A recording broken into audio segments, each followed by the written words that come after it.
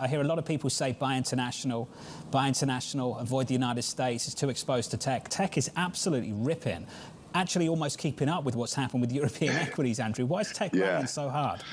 Well, I think, again, it is a case of it got decimated last year. Look, there's no question in my mind earnings aren't going to come in great.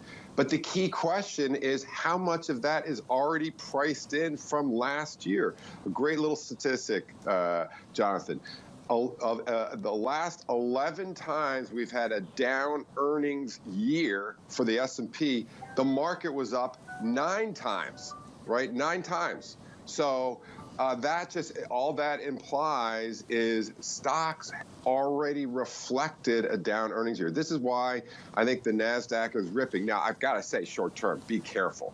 Because anytime you have a situation where the NASDAQ is ripping, going into earnings season, that's a dangerous scenario. Andrew, I'm going through some of the cuts. We talked about them earlier with Peter Cheer of Academy, just some of the job cuts out there at the moment in that sector. Some of it's brutal. Meta, 13% of the workforce, Salesforce, 10%, Alphabet, 6%, Microsoft, 5%. When you see that, clearly that's bad news for the people on the wrong end of it. For the stock specifically, Andrew, is that good news? Does that make a material difference?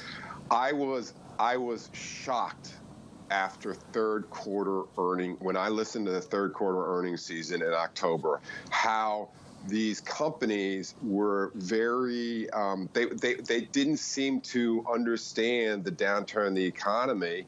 And I think they're coming to realize in a quick fashion, and I think this is one of the reasons why these stocks got hammered in the fourth quarter, and they're coming back because management is proving that they are willing to pivot off this perpetual growth, reign they've really been in for, over a decade.